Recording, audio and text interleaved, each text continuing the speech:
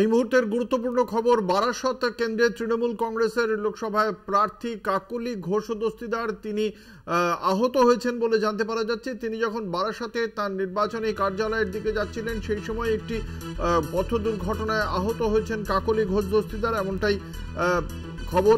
চতুর্থবার প্রার্থী হয়েছেন কাকলি ঘোষ দস্তিদার। 2009, 2014, 2019 এবং এবার 2024-এও প্রার্থী করেছে তৃণমূল কংগ্রেস কাকলি ঘোষ দস্তিদারকে বারাসত লোকসভা কেন্দ্র থেকে, এবং এইবারের কেন্দ্রেও তাকে আমরা বারবার নির্বাচনী প্রচারে দেখতে পেয়েছি।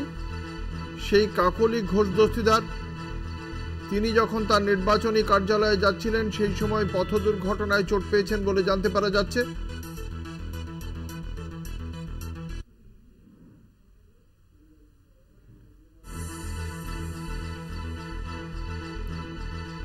একটি বেসরকারি গাড়ি ধাক্কা মেরেছে বলে এখনো পর্যন্ত খবর।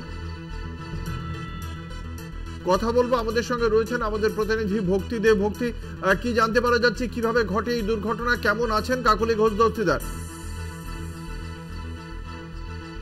বাড়ির থেকে বেরিয়েছেন তার দিগবিরিয়া বাড়ি মধ্যমগ্রামে, সেখান থেকে একটা পার্টি অফিসে আজকে বৈঠক ছিল, মধ্যমগ্রাম পার্টি অফিস জেলা কার্যালয়।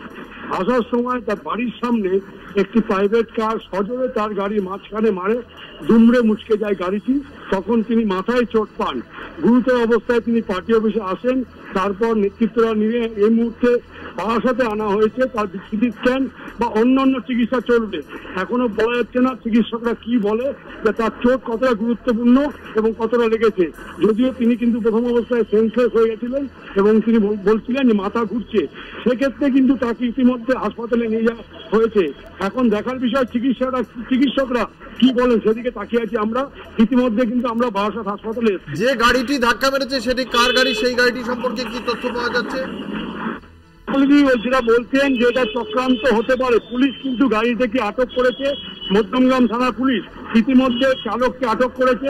এখন চলছে জিজ্ঞাসাবাদ, কি কারণে এইভাবে তিনি আসলেন, সজোরে ধাক্কা মারলেন, এটা কিন্তু এখন যে পুলিশ সে তদন্তে উঠে আসবে। যেটা কি চক্রান্ত না নিজ কি দুর্ঘটনা, সেটা কিন্তু সময় কথা বলবে। ধন্যবাদ। আমাদের সঙ্গে ছিলেন আমাদের প্রতিনিধি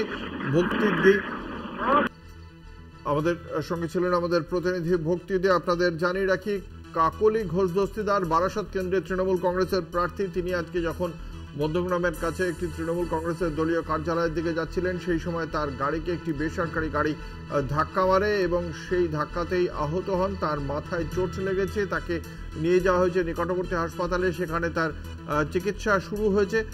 তাকে সিটি স্ক্যান করা হবে বলে প্রাথমিকভাবে জানতে পারা যাচ্ছে। তিনি সাময়িকভাবে জ্ঞান হারিয়েছিলেন বলেও স্থানীয়দের মারফত জানতে পারা যাচ্ছে। এই মুহূর্তে কি বলছেন কাকলি ঘোষ দস্তিদার আমরা শোনাবো। এখানে আমার তো আজকে কর্মসূচি রয়েছে, বাড়ি থেকে বেরিয়ে যে বড় রাস্তাটায় উঠেছি, সঙ্গে সঙ্গে উল্টো দিক থেকে একটা গাড়ি স্পিডে এসে আমার গাড়িকে মেরেছে এবং গাড়িটা এমনভাবে মেরেছে আমার গাড়ি 4টে কাজে লক হয়ে গেছিল আর আমি সামনে গিয়ে পড়েছি, মাথায় লেগেছে। এখন একটু দেখছেন পিছনে কোনো চক্রান্ত বা কিছু মনে হচ্ছে হতে পারে, পুলিশ দেখছে, আমি কি করে বলবো। না এটা